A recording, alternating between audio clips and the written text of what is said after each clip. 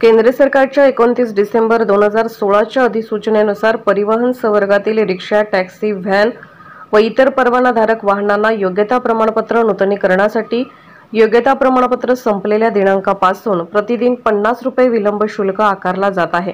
2019-2021चा महापूर असेल किंवा कोरोना काळ असेल, विशेषतः सांगली जिल्ह्यातील सर्वसामान्य लोकांना याची झळ फार मोठ्या प्रमाणात बसली होती व फार मोठ्या प्रमाणात नुकसान सोसावे लागले होते। अशातच वाहनावरील असणाऱ्या बँकांचे हप्ते, व्याज तसेच मुक्त रिक्षा परवाना वाटप धोरणामुळे संपत चाललेला रिक्षाचा व्यवसाय, अशा सर्व गोष्टीमुळे सर्वसामान्य रिक्षा, टॅक्सी चालक वैतागून गेलेला आहे आणि आता शासनाकडून योग्यता प्रमाणपत्र नूतनीकरणासाठी 50 रुपये प्रतिदिन विलंब शुल्क आकारला जात आहे। या विलंब शुल्काविरोधात सांगली जिल्ह्यातील रिक्षा, टॅक्सी चालकांनी आंदोलनाचा पवित्रा घेतला आहे व आंदोलन देखील मोठ्या प्रमाणात होत आहे। तरी देखील प्रशासनाकडून आमच्या मागणीचा कोणताही विचार केला जात नाही, म्हणून आम्ही दिनांक 11/7/2024 पासून रिक्षा, टॅक्सी, वाहन या बेमुदत संप पुकारला आहे व जिल्हाधिकारी कार्यालयासमोर दिनांक 11/7/2024 पासून बेमुदत के आंदोलन सुरू केले आहे। तरी सदरचा विलंब शुल्क रद्द करावा अशी आमची कृती समिती वतीने प्रमुख मागणी आहे। प्रतिदिन 50 रुपये विलंब शुल्क माफ झाला नाही तर आंदोलनाची तीव्रता वाढवण्यात येईल व होणाऱ्या परिणामात शासन प्रशासन जबाबदार राहील याची कृपया नोंद घ्यावी। तसेच यावेळी स्वराज्य रिक्षा संघटना सांगली जिल्हा रिक्षा चालक मालक संघटना सांगली अध्यक्ष, सांगली जिल्हा प्रवासी वाहतूक संघटना सांगली अध्यक्ष, विद्यार्थी वाहतूक रिक्षा पंचायत सांगली अध्यक्ष, राष्ट्रवादी रिक्षा संघटना सांगली अध्यक्ष, मान्यताप्राप्त ऑटो रिक्षा युनियन सांगली अध्यक्ष, संघर्ष रिक्षा चालक मालक संघटना सांगली अध्यक्ष, न्यू करवीर ऑटो रिक्षा संघटना सांगली अध्यक्ष, मिरज रिक्षा चालक मालक संघटना मिरज अध्यक्ष, कुपवाड रिक्षा चालक मालक संघटना कुपवाड अध्यक्ष, सांगली जिल्हा taxi maxi cab panchayat Sangli अध्यक्ष, स्वराज्य रिक्षा संघटना सांगली अध्यक्ष, संभाजी ब्रिगेड रिक्षा वाहतूक रिक्षा संघटना मिरज अध्यक्ष, Miraj auto rickshaw union Miraj अध्यक्ष, जय भारत ऑटो रिक्षा संघटना मिरज अध्यक्ष यावेळी उपस्थित होते।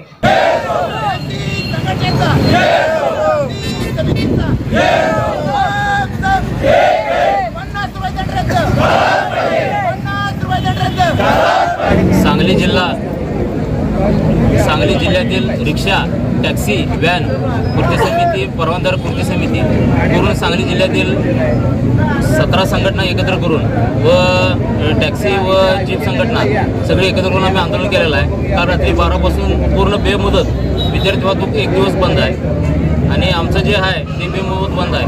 हे उद्या 12 तारखेपर्यंत अधिवेशन आहे। अधिवेशनमध्ये आमचा आवाज उठला पाहिजे आणि आमचा निर्णय लागला पाहिजे। व ते आम्हाला गृहीत धरतात का नाही। आम्ही राज्यामध्ये कमीत कमी 20 लाख रिक्षा चालक आहे व टॅक्सी आणि व्हॅनवरील वेगळे।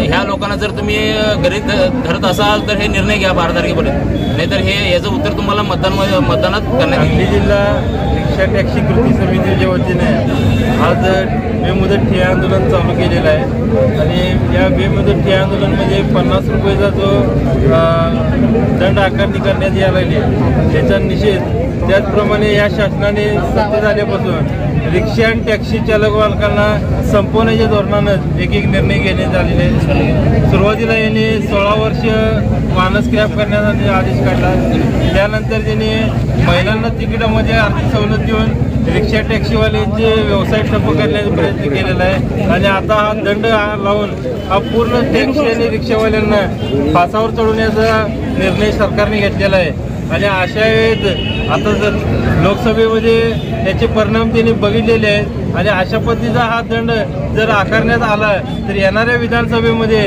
या रिक्षा टॅक्सीवाल्यांची ताकद मिळून त्यांच्या आमदारकीमध्ये राज्यात एखादा पण आमदार निवडून येणार नाही अशी अवस्था होईल आणि ही रिक्षा आणि टॅक्सी संघटना हे साध्य करून दाखवेल। हे टाळायचं असेल तर संबंधित सरकारने येत्या काळात हा दंड माफ करून रिक्षा टॅक्सीवाल्यांचं कल्याणकारी योजनेला काहीतरी भाग हे केला पाहिजे।